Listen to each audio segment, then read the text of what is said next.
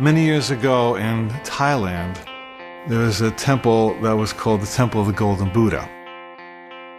And there was a huge statue of a golden Buddha.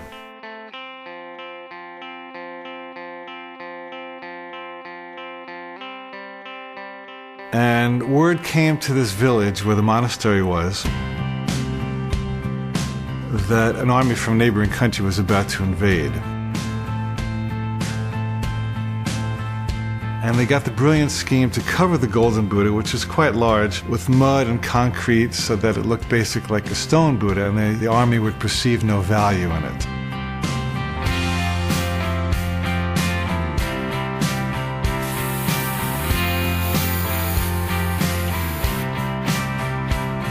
And sure enough, this army rolled in with its caissons and weapons.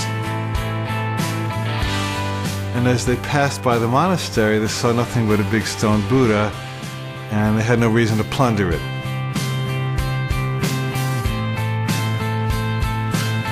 Well, years went by because the army continued to occupy it, until there was a time in the monastery in the village when no one remembered that the Buddha was golden, until one day a young monk was sitting on the Buddha meditating on his knee.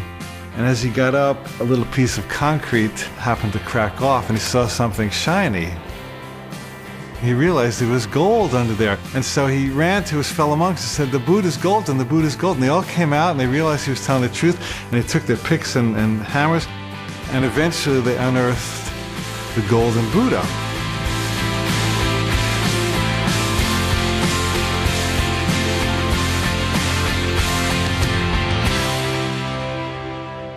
Now, what's the metaphor here?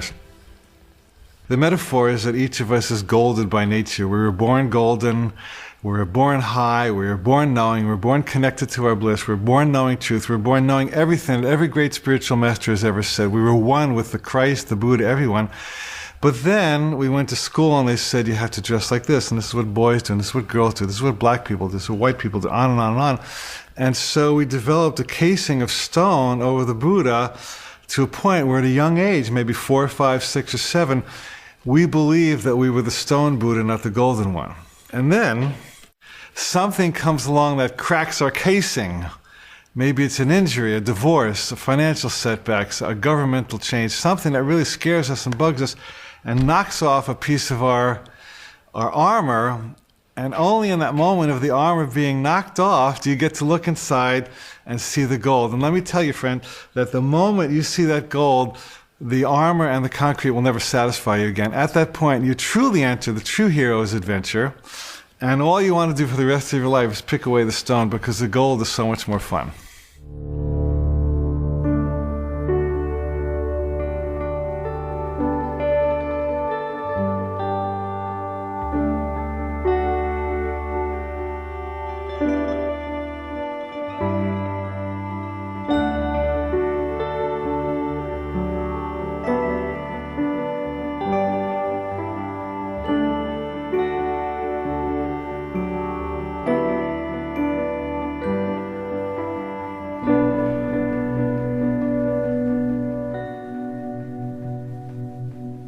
Who is Joseph Campbell and why should we care? Topic that comes up a lot. Joseph Campbell was one of the leading mythology experts of all time. Joseph Campbell is a philosopher, a man who had this ability to see the truth in a world where we've lost sight of that in many ways.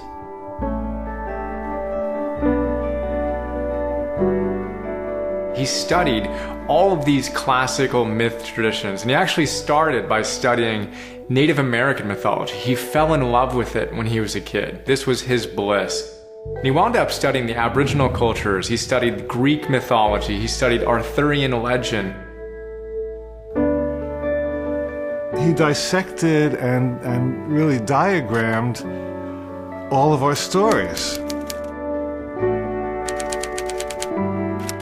He compared the philosophies, the mythic stories of the whole world.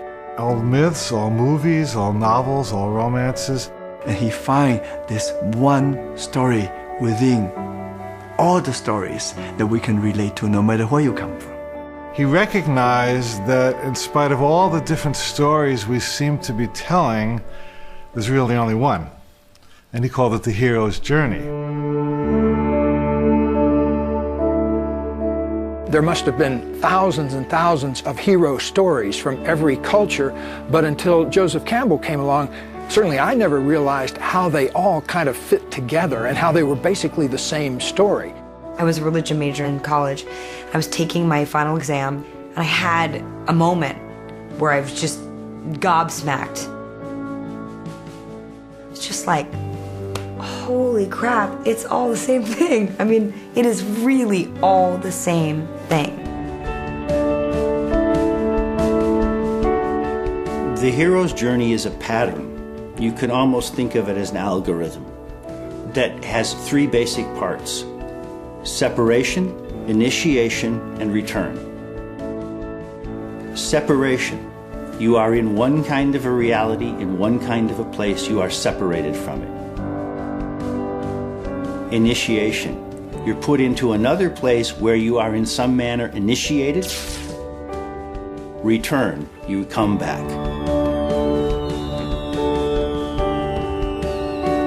A simple version of the hero's journey is, someone starting out in their normal protected world and then getting a call to adventure. The call to adventure.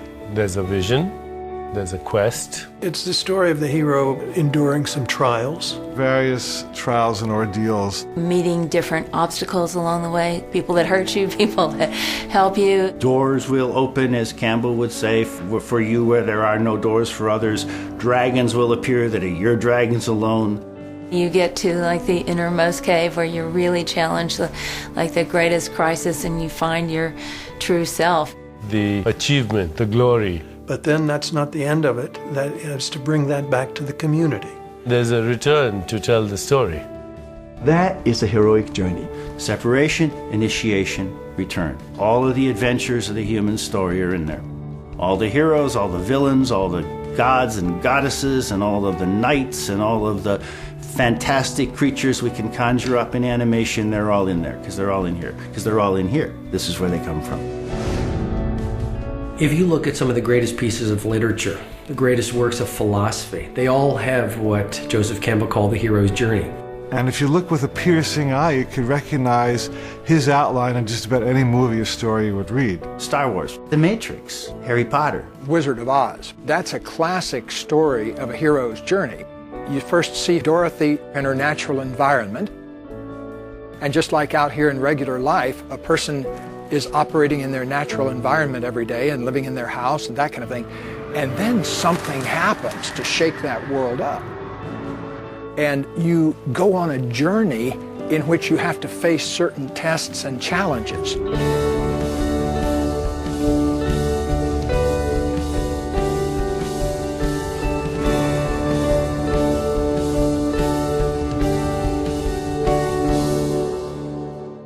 Storytelling is typically about people learning something. You go to a place which is dark and mysterious.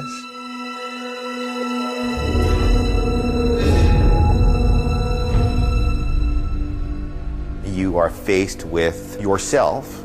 There is a relationship between facing fear and this kind of soul gain. You acquire a quality, a hidden strength, a value. Moments where somebody is tested, somebody moves to a place where it feels like a crisis point, and then they are restored, redeemed, made better through that trial. And we call them heroes.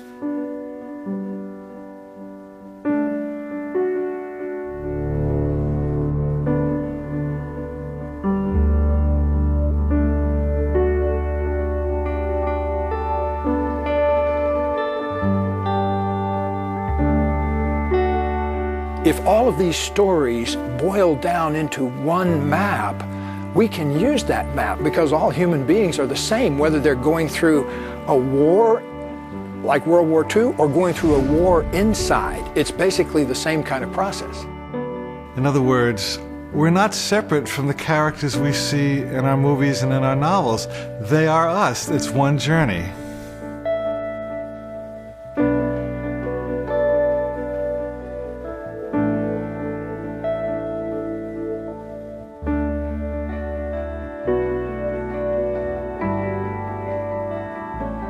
The whole idea of hero's journey, a journey of life, clear patterns to guide you through. You're born, you have a childhood, you have adolescence, and you try to find a place for you to become an adult. And you go through adventures. You struggle with your inner conflicts. And finally, you become a hero. You slay the dragons. You succeed in conquering all the demons, and you step over thresholds. And finally, you have arrived. We get old, we die, but within this short span, we have to have some meaning, some reason for this existence. It doesn't have to be high and mighty and fantastic. You can have a very simple life, still go through the similar pattern.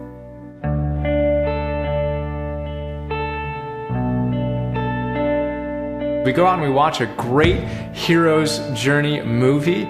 It's that impulse within us, that seed of potential that wants to be actualized, that's being talked to during those movies and being whispered to, it's time for you to do that.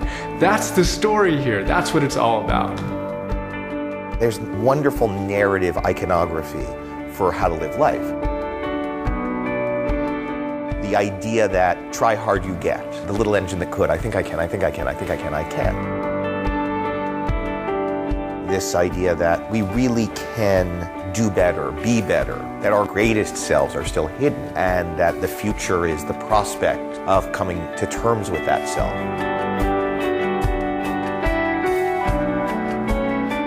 Dorothy had to confront her inner barriers. And so the journey she went on was not just a journey to find out how to deal with the Wicked Witch of the West. It was how to deal with her own inner resources, how to claim her own inner resources. And at the end of the movie, how did she get back home? Well, she clicked her heels together. So she had it all the time, the ability to get back home, but it didn't get mobilized for her until she went through all of those challenges and was able to kind of test herself. It's kind of the ordinary moving into the extraordinary. It's going through the dark to come out to the light. Going from an unsatisfying life to a satisfying life by pushing through the scariest things you could imagine.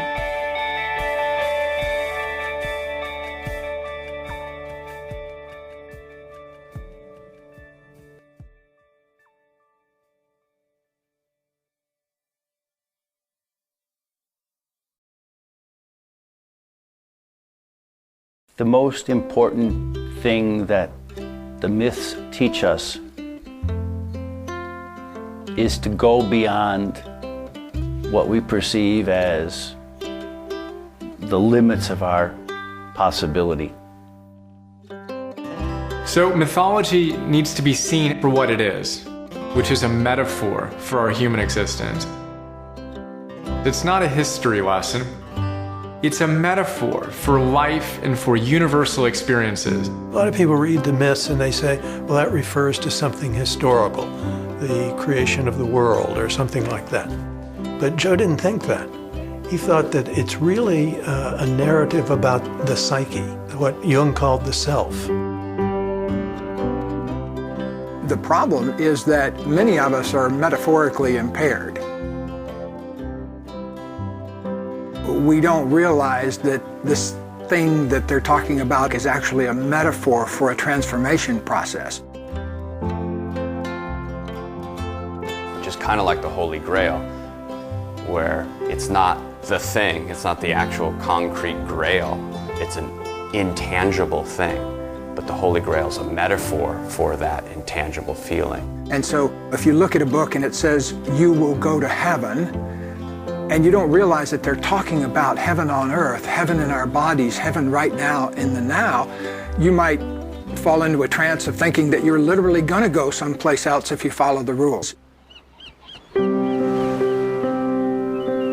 Having been brought up in a mythical culture, I was very familiar with the different motifs and themes that were encapsulated in, say, a mythical being, whether it was the Lord Shiva or Ganesh or a goddess. Just thinking the name of that person, the whole story was evoked. Carl Jung called these archetypes. Archetypes are primordial, encapsulated stories or mythologies, and they are in this form of a seed in consciousness. When you plant that seed in consciousness, that archetypal seed, that mythical journey, then that seed starts to sprout. And as it sprouts, the patterning forces create the situations, circumstances, events, and relationships for the unfolding of the story. It's better to have a story to look through at life than an explanation. The reason for that is the story is richer. I say select 2 or 3 heroes and heroines, either in mythology or religion or history, and then ask these mythical beings to incarnate through you. And then don't be surprised when you see situations, circumstances, coincidences, synchronicities, relationships suddenly show up that actually are part of the story that you have been seeking to express.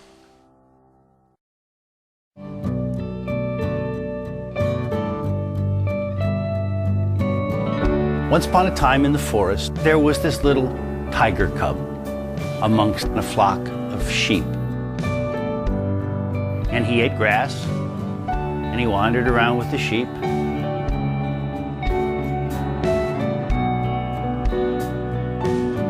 And when he tried to say anything, all that came out was a sort of little meow, not much of a roar.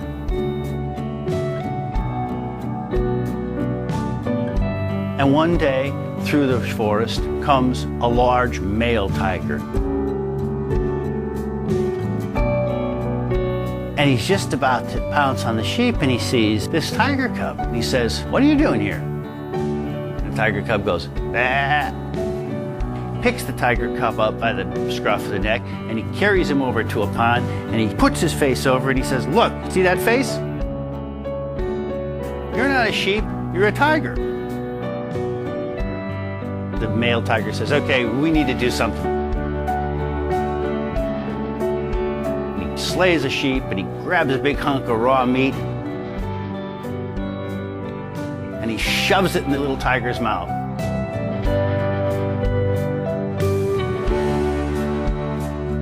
And the little tiger gagged on it as all do on the truth. But it went down. And he got a little bit of energy, and pretty soon he had a bigger tiger roar. And eventually he had a full tiger roar, and he went off with the male tiger. I think the moral here is self-evident. If you're a tiger living among sheep, you're a pretty poor specimen of a tiger. And we are all tigers living among sheep. We are all individuals with a self that we don't even begin to understand. And unfortunately, if you can open the metaphor out, the food we get from the culture around us is maybe food for sheep. It's not food for tigers.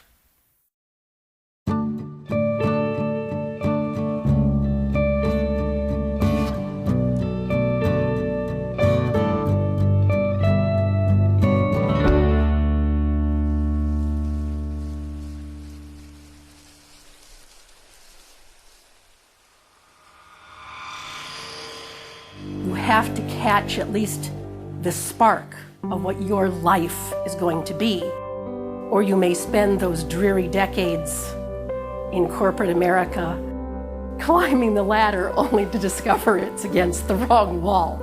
You get to the top, who cares? If this path of the hero's journey is fairly simple in design, why then is it that everybody isn't living it?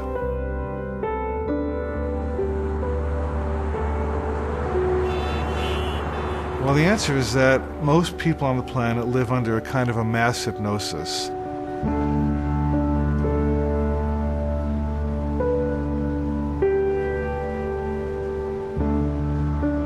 There's a tremendous pressure, even in the media, on really keeping people in their place, in the sense of keeping them happy, tranced out consumers. It's a trance of comfort. It's a trance of not sticking your head up above the crowd very much.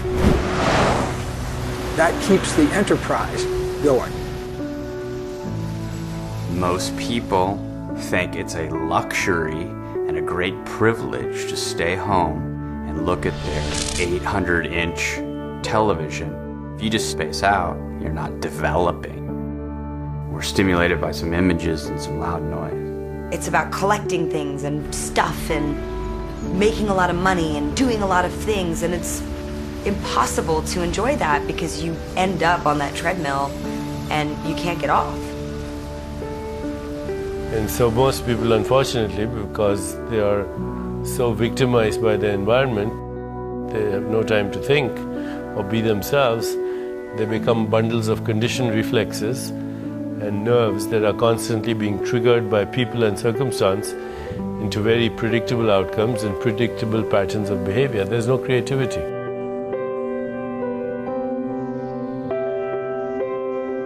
That's the trance, that's the wasteland, where we're just guided toward this weird sense of what's real in our lives. And those ideas that are imposed on us from the outside about what we should and should not do. It usually starts out with something like, you shouldn't talk to that person because they're from a different tribe. You certainly shouldn't marry that person. You should go to this school, you should have a certain type of car, you should live in a certain type of house, you should have a certain number of kids by this type of age. Should.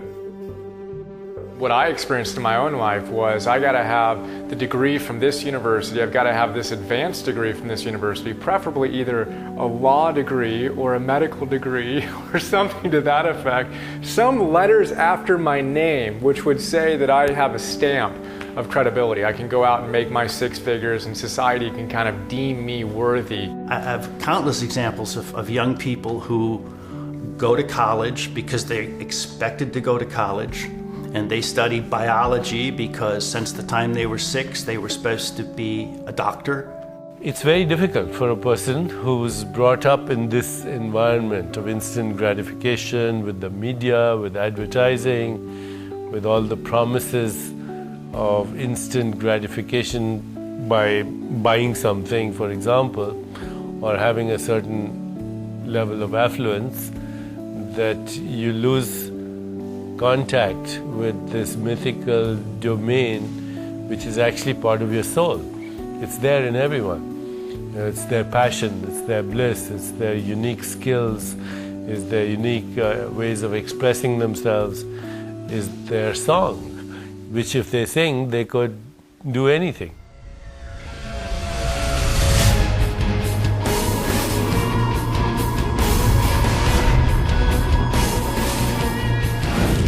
If you look at every heroic journey, the hero has been confronted with the fact that the world that they thought was reality was nothing more than illusion. I go back to the Matrix, which is, what was the Matrix? It was just this big illusion. It was the dominant values and beliefs that the world had put around this guy, Neo, the seeker on the hero's journey. And what did he do? He felt this longing to go beyond the illusion, to go beyond the Matrix. So he took the red pill and he woke up to reality. And what was reality? Reality was he was full of potential.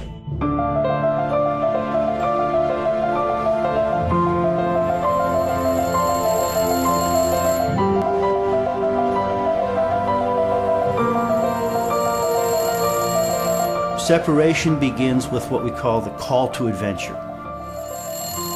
Campbell tells us there's literally almost a phone ringing.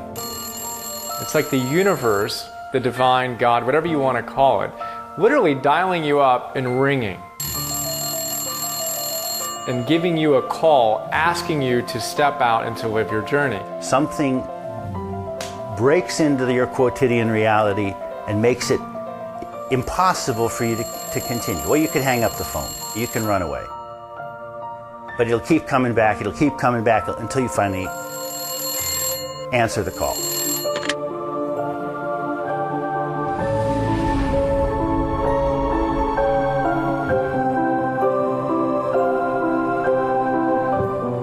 If you're not paying attention, the wake-up calls come in the form of a sledgehammer. You know, if you're paying attention, they might come in a tickle feather. So we don't always get the call as a choir of angels with trumpets singing to us beautifully one sunny morning. In Star Wars, Luke comes back, his house has been burnt down. He's got to go. Oftentimes it comes in the depth of our despair, in losing a job, getting fired, getting divorced, having your house foreclosed on. These things that you just would never want to have happen are often the exact things we need to catapult us, to catalyze us into that next version of ourselves. Bad things happen to good people, and when that happens to them, they typically are thrown for a loop. Because they frequently have felt everything's going along, I'm doing everything right. What happened? Well, you know, the universe just upended you, and it does do that. Chinese symbol for crisis are two symbols. The first one is danger, and the second one immediately is opportunity. So crisis is both danger and opportunity.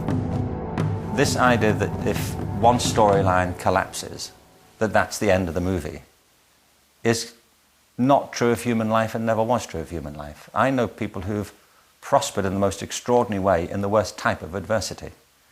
It's actually revealed something to them about themselves they didn't know, and that became the new journey they took. Let me put this into really practical 100-pound terms, because if the camera had been pointed at me when I was 24 years old, what it would have seen was a person who weighed 320 pounds. You would have seen me puffing on 2 or 3 packs of Marlboros a day, a relationship that I didn't want to be in, and I had a job I hated.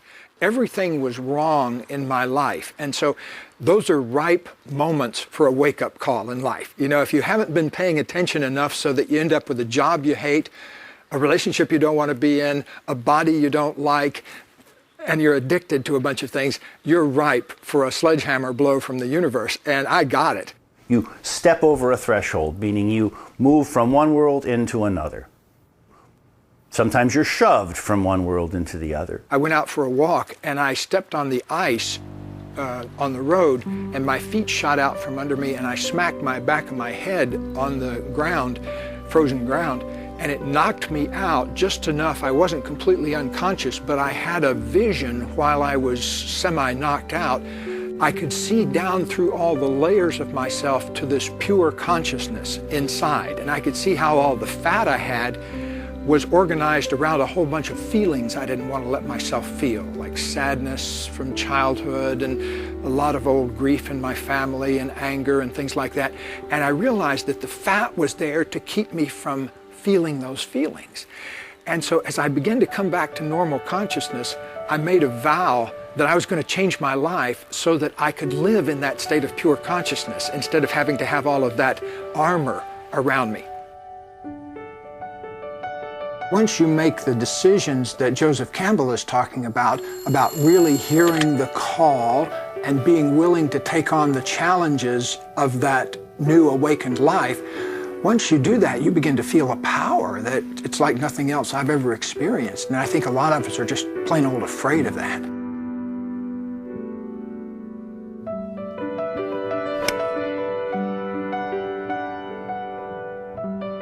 I tend to think that people wake up to the fact that they're the hero of their own life when they get tired of being the victim of their own life. At the point that that you say enough, I don't want to listen to my parents anymore. I have had it with my boss.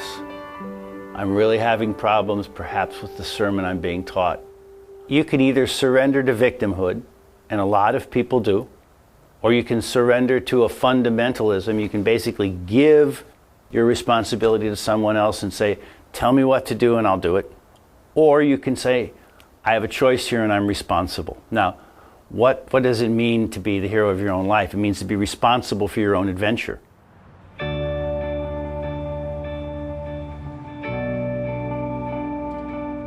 Campbell talks about metaphorical death, where something dies so that something can live.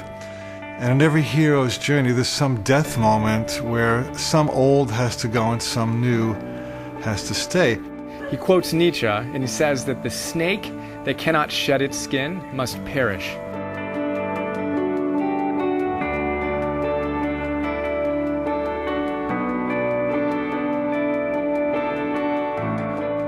When death is a motif in a myth, it doesn't refer necessarily to what happens at the end of one's biological and physical existence.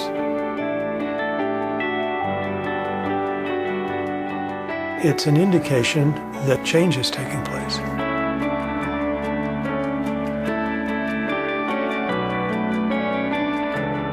I went through that process when I stopped being a tribal administrator and started becoming a writer. I put that aspect of myself away. It was valuable and I learned a lot and I draw on it, but it enabled me to go on. No death, no life. No death, no transformation. No death, no change. I said, okay, I don't want that anymore. I want this. Put that away, made myself into something else. In essence, resurrected into being a writer.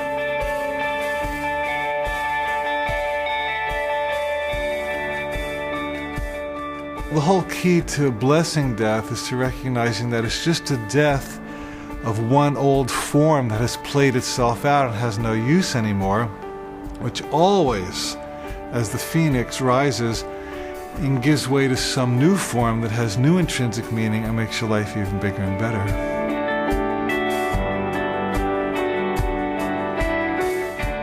If you want to have new birth, new revelation, new insight into life as you grow as a human being, you will learn to keep dying.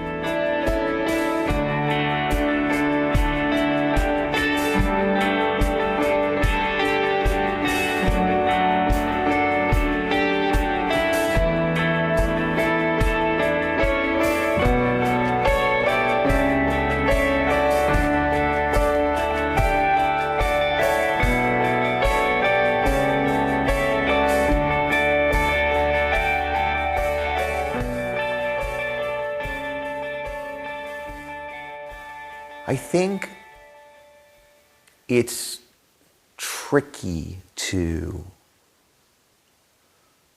afford a proof. I think there are proofs in our lives. I think the proofs exist in our ability to transcend the worst things that have happened to us. My proof is I was abused as a little boy, and not something I chat about typically, but in this context, it was the worst thing ever, you know, and it went on for a very long time, and I was very young. And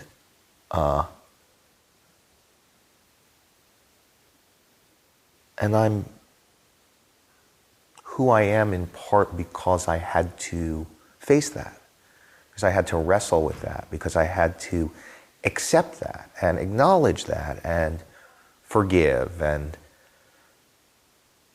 all the terribly difficult things that come with that. I had to tell my parents. I had to, you know, it's this, you know, and by the way, it's one of these things that you work with for the rest of your life.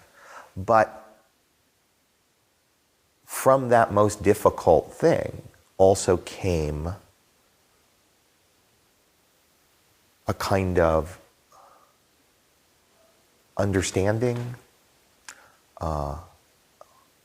I get high marks on compassion. I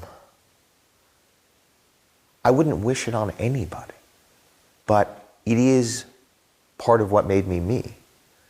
So the truth is, it's not what happens to us, it's what we do with it.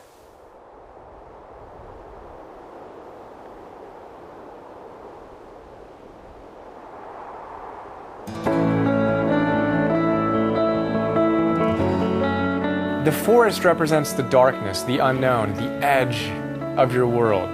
And it takes the courage of a hero to go into that forest. The people in your community don't understand why you want to go into that forest. And in fact, they're pulling you back, asking you, why can't you be happy with what you have here? But there's this urge that exists within the hero to go and explore. Joseph often used the Knights of the Round Table when they behold the golden chalice. There's a story with King Arthur and his knights. After the knights have seen the Grail and decide to go forward on a quest, they made a vow. They decided that the knightly thing to do, the noble thing to do as individuals seeking their own in the collective, was to go in to the forest at their own points. each knight enters the forest where it was darkest and there was no path. They cannot follow other people. They have to go in, find their own entry into the dark forest. And Campbell makes it really clear. If you go into the forest where there's already a trail, that's the one sure sign that you're not on your path. Because if they follow somebody else's entry, it's somebody else's path. That's not going into the forest. That's not initiation.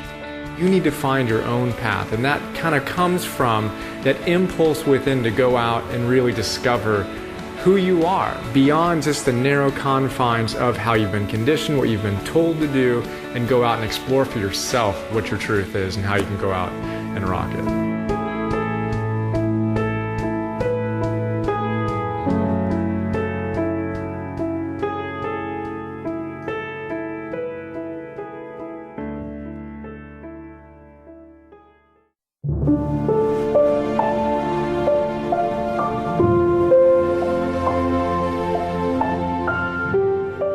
The hero's journey for me is having the courage to look within yourself and say, what am I here to do?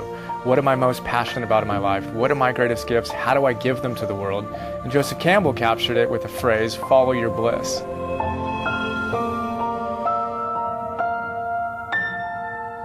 Follow your bliss. I don't think more profound teachings have ever been given than this one. Follow your bliss means listening to your heart and following your truth. There's something specific about the word bliss. It's not ecstasy. It's not happiness. There's a serenity in bliss. I like to talk about your bliss as the thing you can't not do. So it's your authentic journey. I'd heard follow your bliss, but I didn't know where it came from. And what's cool is that it's grounded in deep Hindu spirituality and philosophy, and it comes from the Upanishads. There were 3 launching points into enlightenment: Sat, Chit, and Ananda.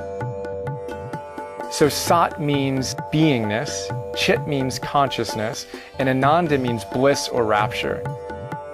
Joseph Campbell said to himself, I don't really know what my beingness is, if I'm honest with myself. I don't really know what my consciousness is, but I do know what my bliss is, and I can follow my bliss. And that idea of trusting ourselves and trusting that deep impulse within us to go out and follow our bliss, do what makes us feel most alive, that's the path, that's the key, that's the essence of the hero's journey.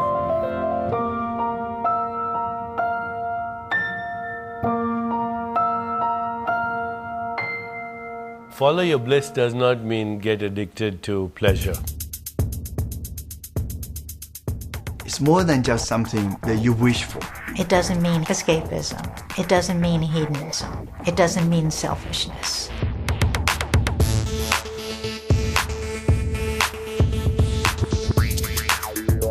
It doesn't mean listening only to sensory pleasures like having sex with anybody you look at or sticking up a candy store if you want candy.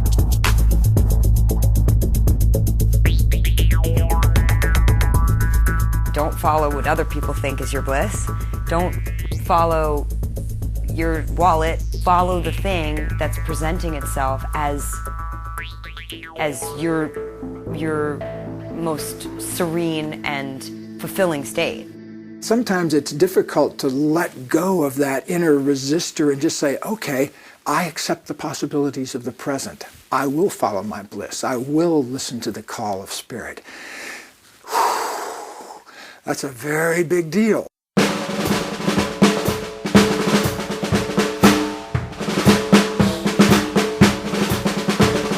Daddy said, what do you want to do? I said, I need to leave school. I'm never going to learn anything. I'm not going to university. I said, I want to play drums. I've learned to play drums in the attic, and that's my world, and totally naive, like, psh. So Dad sends me off to London with a drum kit. So I went to London, and all of it came true. Of course, I'm not sitting there, I've got to be rich and I've got to be famous, but I have to be doing something I love to do. And I have so much passion, and I didn't even know what that was really all about, but I do now.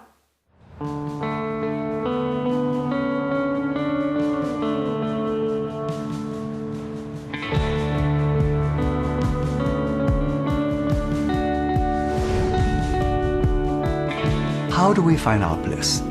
This is what everybody is asking.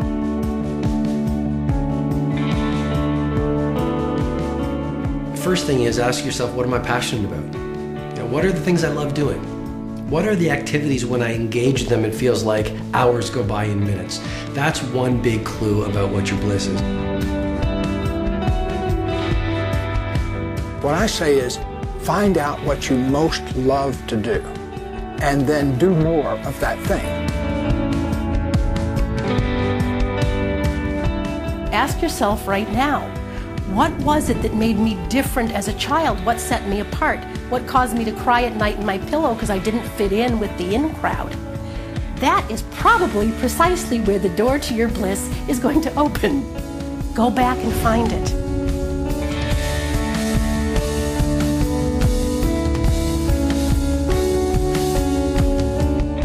Let's say you never had to think about money, and you never had to think about time.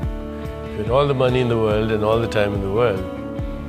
How would you express yourself, and how would that benefit the ecosystem, the larger web of being? We have to find a way of reflecting on those experiences we've had that engaged us and where we became lost and totally absorbed in them. So for some people, a way to do that might be to write these things down. Others don't think like that. They don't like to use words all the time, so maybe collect some images, cut some images from magazines, collect music that's always inspired you. But some way to bypass that outer barrier to your own sense of energy.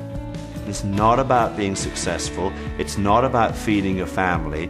Write some bad poetry. Do something that gives you that moment.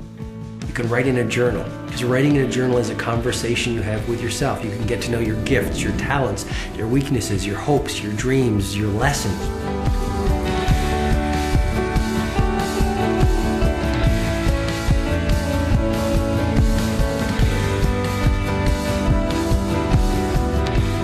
Joseph Campbell always gave the same advice to his students graduating Sarah Lawrence.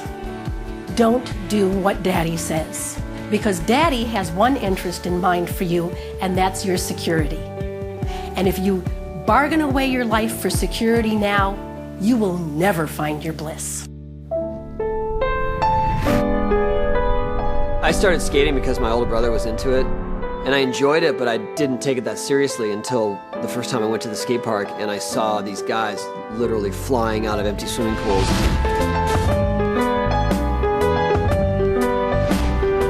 I got so excited that that was even possible as a person to be, to be flying in the air with a skateboard in your hand. Once I saw what was possible and what you could do with this thing that I had come to enjoy, I had to keep going. I mean, I just wanted to fly.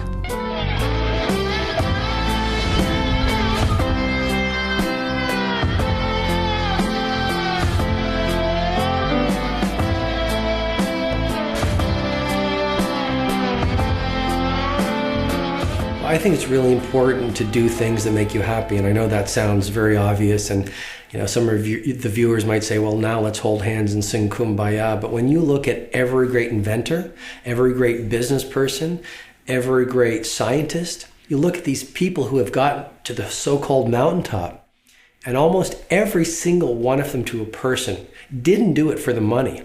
They did it because they were chasing their bliss. If you're following your dream and you're doing what you love, it's not always going to be a financial success, but it will be a personal success because you are still doing this thing that you love doing, and what's more important.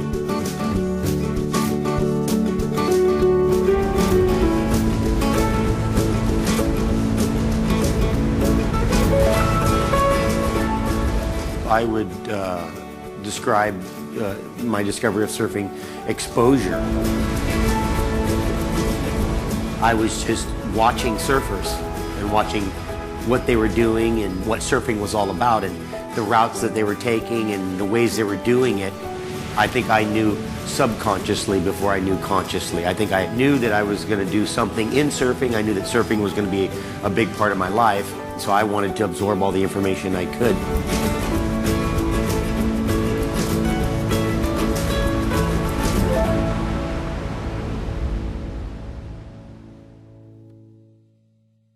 Just because you don't know what the call on your life is right now doesn't mean play ostrich and stick your head in the sand and say, well, just because I don't know it, I guess I shouldn't move towards anything. The very fact that you're looking for your bliss means that you're in the process of getting to your bliss. I mean, part of life and part of the whole journey is exploration. Human resources are often buried very deep. We don't know they're there.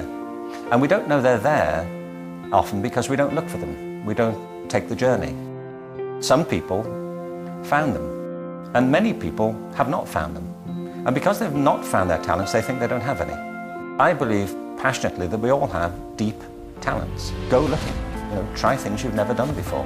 If there are things you wish you'd done, but you never did, well, why didn't you? Go and do it.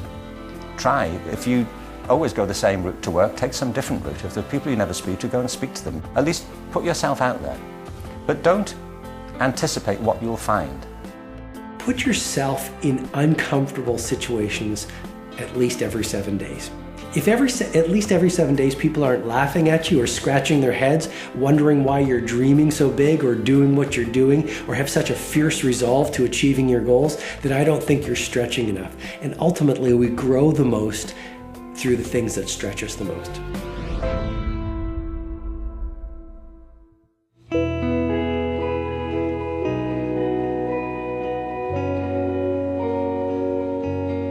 My personal journey, I was bright enough, I got into the best university, but a part of me needed the journey. I was interested in the West. So I jumped at the next opportunity to get a scholarship and then get on the boat and my slow boat to the West. It took 14 days. I landed in Portland, Oregon, and to be a foreign student, I stretched myself. I arrived, I know very little English. I go to a class called English for Foreign Students. I learn English, and I embrace the Western culture. I stretch myself. So suddenly I see a part of me which I never knew was there.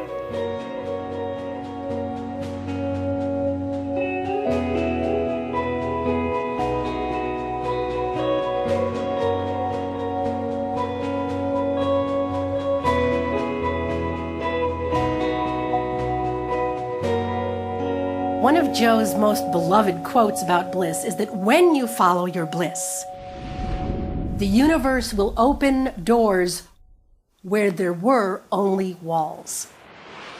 It's a wonderful image. And in fact, a lot of people's experience is so like this. You feel like you're beating your head against a brick wall.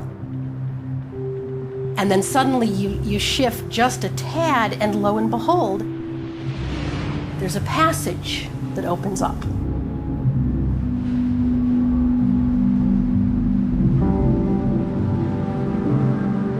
When you truly step forth and trust your bliss, unseen forces have the power to rearrange things to accommodate your step of faith.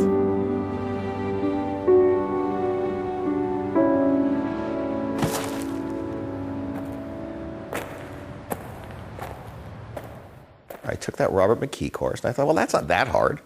And I wrote a screenplay, and I sent it to a friend of mine who was somebody's assistant who left it on his desk, and some other agent wandered by and picked it up and read it and said, oh, this is good. And so then my friend went, oh, shit, and he ran to his boss, and he said, you should read this because that guy over there who's a junior agent liked it, and his boss was a senior agent, and then I got a phone call. And it was fantastic. It was the greatest thing ever. And so it seems like I sold the first screenplay I ever wrote. But the truth is, I kept writing till I got lucky. If I stopped writing, I would never have gotten lucky. There was no luck coming to my house going, hey, here's a book deal. Hey, we want to buy that screenplay that you haven't written. You know, you just keep doing it, and eventually you're likely to get lucky. Why do most people not follow their bliss? One word, fear, right? We're literally overwhelmed by fear, and primarily we're overwhelmed by the fear of what other people will think of us. Campbell says that what will they think of me must be put aside for bliss. One of the biggest inhibitors to following our bliss is what will they think of me?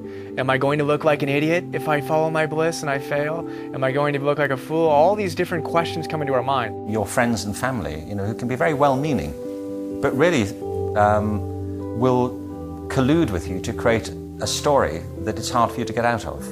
For example, don't do music, you won't be a musician. There's no point trying to be a dancer because you'll never make a living doing that. I think that's the first step to the journey. They're the demons we often have to face down. We are each our own greatest inhibitors. And so people can say, oh yeah, this guy's holding me back, or this situation, but really you're holding yourself back. You're deciding, hey, I don't want to look bad in front of those guys, or I don't want those guys to say some bad things about me, so I'm not going to do that. Who made that decision? You. I'm not going to do that. It means you've decided.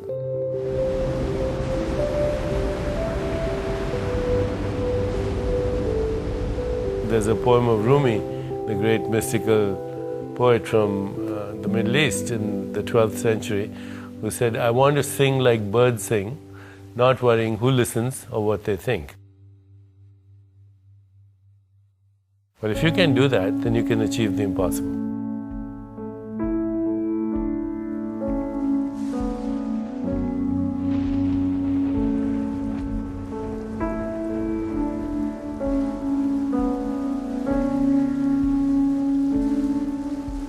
For me, one of the most formative times, the first probably most formative time, was when I dropped out of law school.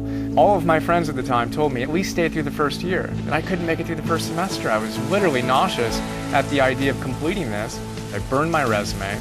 I had no desire to live within the corporate world in any sense, and in the same 24-hour period of time, ended my relationship of 5 years and dropped out of law school. It was an incredibly gut-wrenching, soul-wrenching time. Moved back in with Mom. There were several months where I just laid in bed and slept and read, and it wasn't a pretty process. But the only thing I knew I wanted to do was to coach a Little League baseball team. The little bit of instinct that I had, the little bit of bliss I had in my life at that time, was to work with these kids. And I had no idea what would come out of it, and then 3-6 months later, I had an idea that, wow, there's an amazing opportunity to serve families in sports. The internet was just getting going. This was 1998, and I had a vision of what I could do to serve these families and created a company that there's no way I could have imagined when I dropped out of law school. No possible way. But as it turns out, I started this business. We won the business plan competition at UCLA. We raised $5 million. I hired the CEO of Adidas to be our CEO, and we hired the law firm that I would have wanted to work for before I graduated from law school. So just this beautiful, sense of this is it. This is what happens when we follow our bliss. Magical things happen that we couldn't have imagined when we're going through the tough point of making the decision to take the leap, to go for it, and to make the difference in our lives.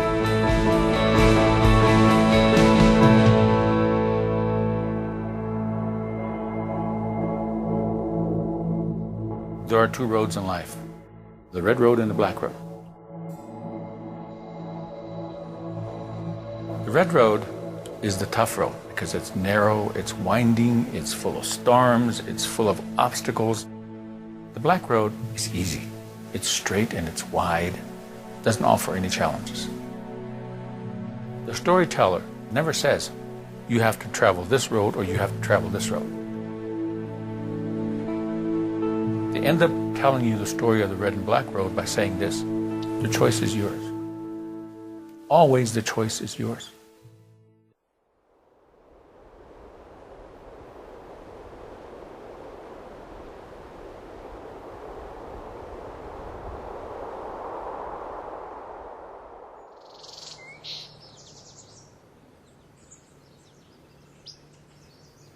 Living this spontaneous life with my father, the bond and the passions that my father shared with me.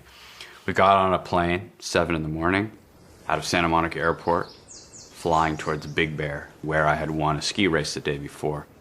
We're returning to Big Bear to collect my trophy. On the way, we enter a storm and we crash headlong right into this rugged mountain, 8,200 feet. That's the level we crashed. I woke up. Our bodies were sprawled in this 45-degree icy chute. It was a blizzard. It was hard to find everybody. It took me about half hour, 45 minutes to piece everybody where they were. My dad's girlfriend, Sandra, was still alive. My dad was hunched over, and it was unclear whether he was dead or just so knocked out that he, sort of like comatose or something. I just told myself that he was knocked out. At a certain point, I had to admit that he wasn't going to be able to help me anymore, that I was on my own. Sandra and I took shelter under a wing. Many things happened. Eventually, we started down this initial icy chute.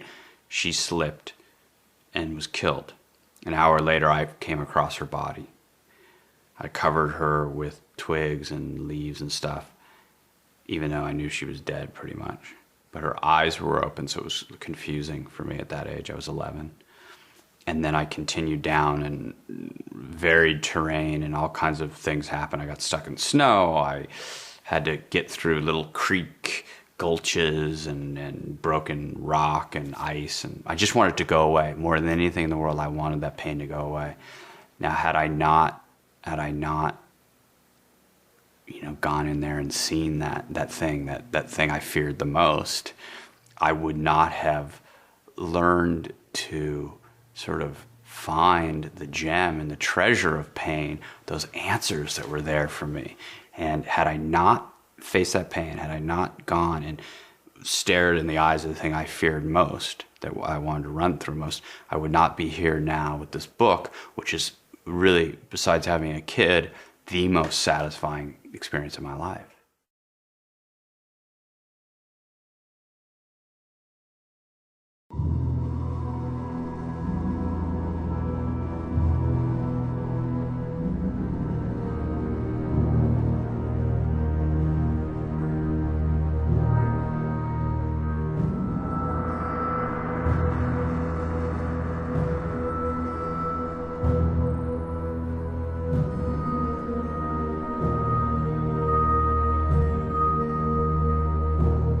Campbell talks about the fact that when we go on the hero's journey, there's a dragon we must slay.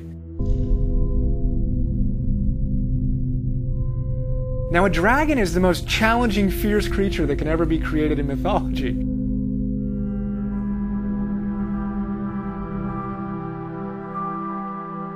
Joe Campbell describes the dragon as being a beast covered with scales, and on every scale it says either thou shalt or thou shalt not.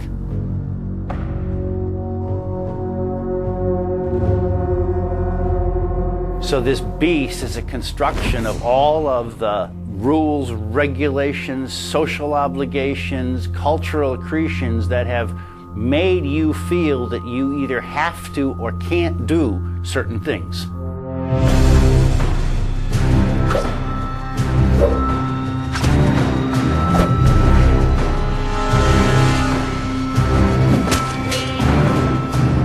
Slaying the dragon, to me, is the most interesting. It's the final moment. It's the time when you are faced with the scariest thing you've been faced with, and you get to take everything you've learned and knock this guy out.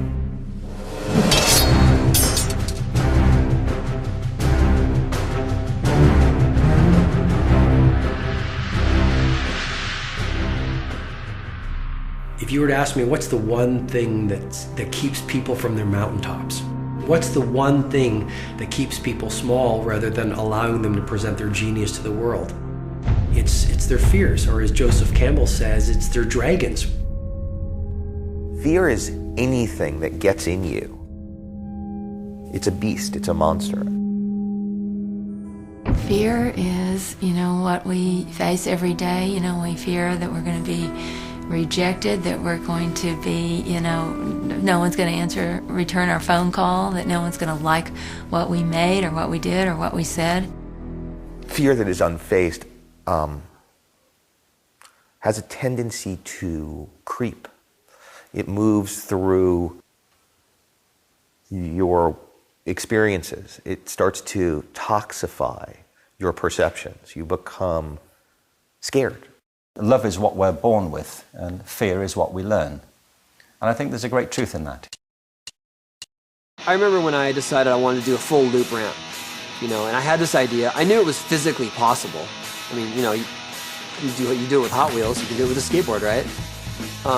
And so I presented the idea to my sponsor at the time, and I said, hey, I think I could do this. And they said, that sounds awesome, let's build a ramp. And I designed the ramp. And all this was on paper, and it was my idea, and I'll never forget driving up and seeing it, and this wave of fear just crashed over me, like, oh my, are you serious? Like, I made a loop, I'm really gonna, and I'm the only one that's even volunteering to do it, and at that point I felt like there was so much at stake to not do it, because at the time no one was building extravagant ramps. No one really had money to do that kind of thing. And there it was, and I was like, and I just had to sort of internalize and say, okay, you keep telling yourself this is possible, this is the time, we got to make this happen. And little by little I figured it out, but I took some heavy hits that day.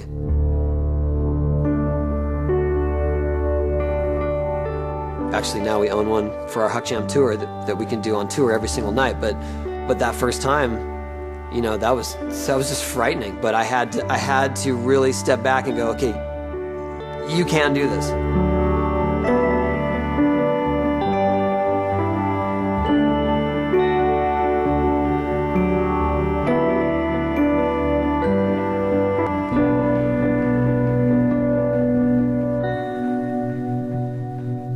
Fear is a very interesting thing. First of all, we need to realize that fear is an inherent part of the human experience. But it's not about getting rid of fear. Where's it going to go? There's nowhere for it to go. The issue is to have courage, to move forward in spite of the fear you feel. The courage is not a lack of fear. The courage is dealing with your fear. Nobody would ever be described as courageous who didn't confront their own fear. That's not courage at all. It's just doing something that you find relatively unchallenging. Courage is when you know what to do and you do it. And lack of courage is when you know what to do and you don't do it. Courage is the ability to get up after you've fallen and try again. Exploring the unknown and trying stuff that maybe people have thought was impossible. It's just like a muscle. If you want to get strong, or you want to run a triathlon or run a marathon or do whatever you want to do physically, you need to train. You need to get stronger. Courage is exactly the same thing. Think of it like Courage Gym. You've got to consistently go up to your fears and go one step past them, one step past them. And you'll find that your comfort zone expands each time you do that. Things that used to freak you out won't freak you out as much. And now you have the tools, you have the strength, literally, to lift more in your life as you face your fears more and more authentically. There is some power monsters get by being darkened in the closet. And there is some diminishment by facing them head on.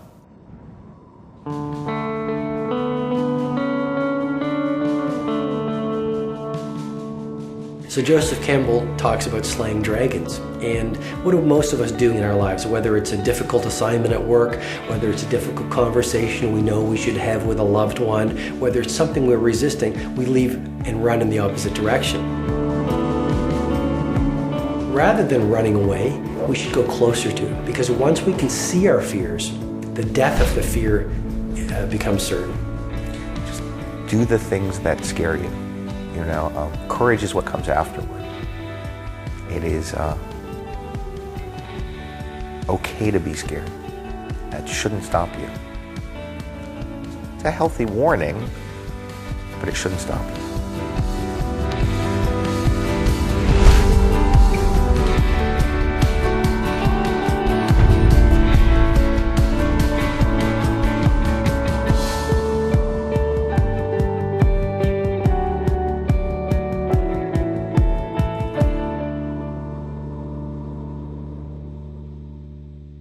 Ogre, dragon that hoards.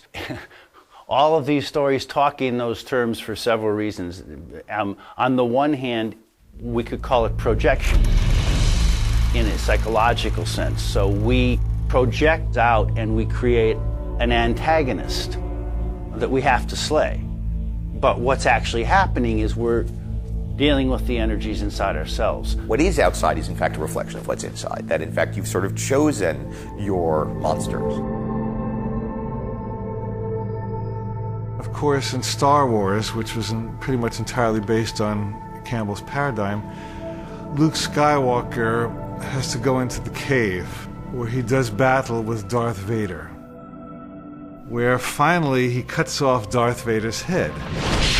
And the head rolls to his feet, and Darth Vader's helmet opens up, and what does he see but his own face? He thinks that there's evil outside of him. When the struggle between good and evil is understood to be going on inside of us, it can be very beneficial. This is part of a personal transformation, overcoming our negative aspects, emphasizing our good ones. But what often happens, of course, we want to feel that we are good, so we don't find the negative within ourselves, we're going to find it somewhere out there. The great obstacle for most of us really is ourself. You know, if we can overcome that basic fear about what we might achieve and we take that risk, I think all kinds of things open up. In Campbell's terms, you know, we can all be heroes.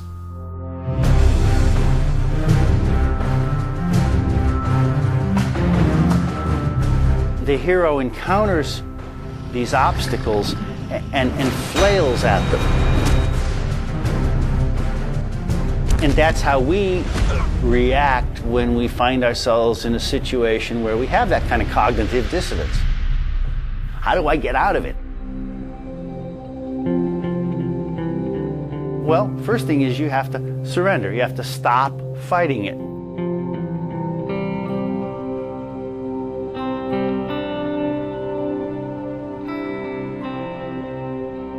So slaying the dragon is really coming to terms with that inner part of yourself that you think is bigger than you. And in doing that, then you grow a bigger sense of yourself.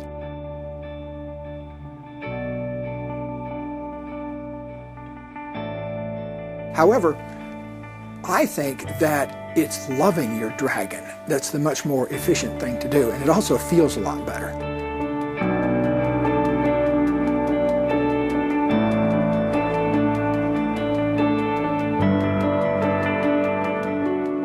When you do that, then frequently whatever the dragon was hiding, hoarding, they step away and give it to you. They give it to you.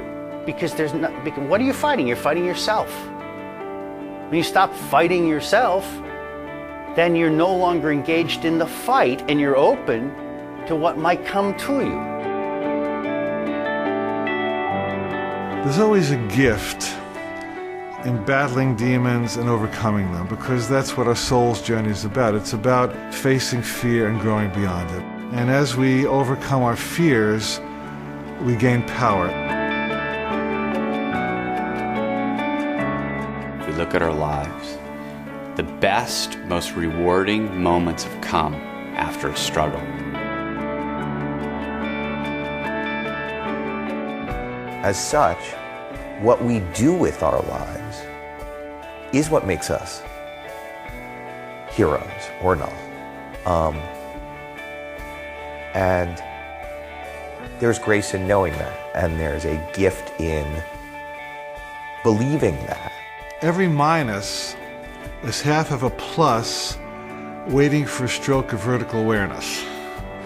In other words, on one level, it's a negative. Yeah, you had your divorce. Yeah, you had that health challenge. Yeah, you got fired. Okay, we're not arguing that it was not troublesome. But what awareness can you add to it so you get a far bigger picture that helps you master it? At a certain point in the hero's journey, it's going to become about you loving and accepting yourself as you are. That's a powerful moment because that lines you up directly with the universe. Now there's no more war going on inside yourself. And as that gap heals between your unlovable self and your ability to love that unlovable self, you gain an awesome power in life.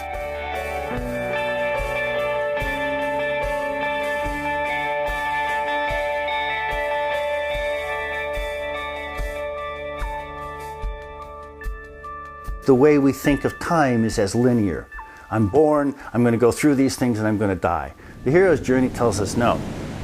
You're going to go here, you're going to have this adventure, and you're going to come back. And guess what? You're going to be right back where you were. Now you're going to go over here and have this adventure, and you come back. You're going to go here, you're going to have this adventure, and you're going to come back. And guess what? You're going to be right back where you were. Now you're going to go over here and have this adventure, and you come back.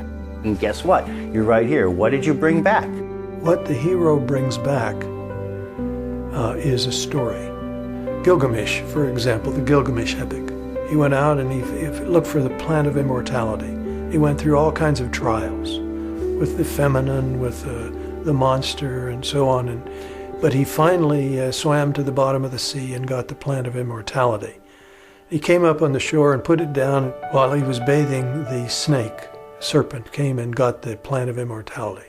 But he went home to Uruk anyway, and he had this story to tell. For Gilgamesh, there was no concrete, objective thing, widget to give to the community.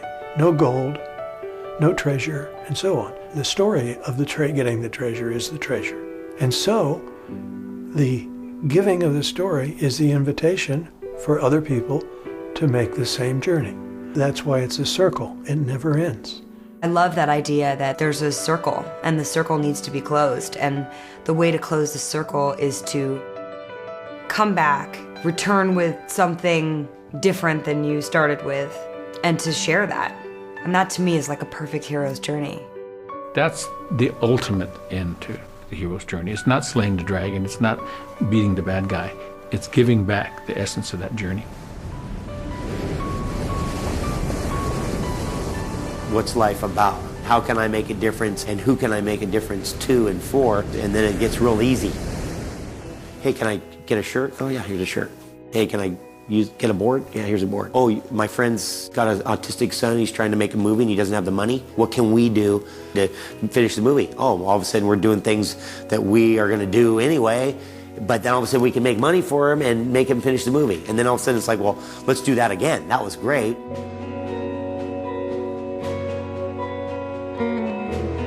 When I found this success in skating that I never dreamed possible, the first thing I wanted to do was to try to help kids get a facility, and that was the first thing I did. I started a foundation for public skate parks.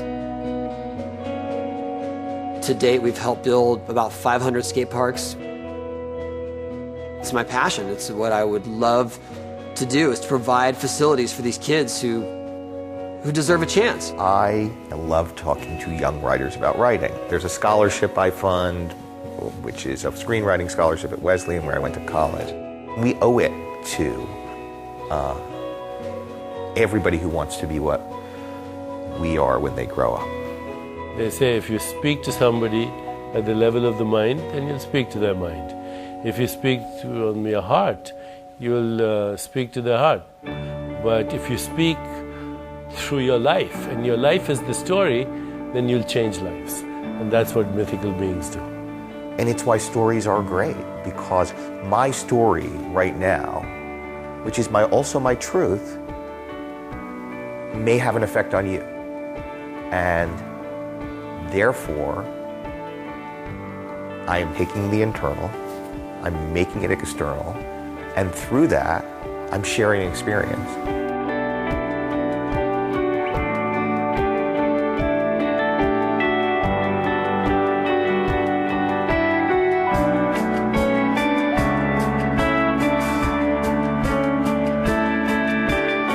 No matter how long you get to live, life is ultimately very short. And before all of us know it, we're going to be dust. And the street sweeper gets buried next to the CEO. And all that really matters at the end of the day is how big we showed up and how courageous we were.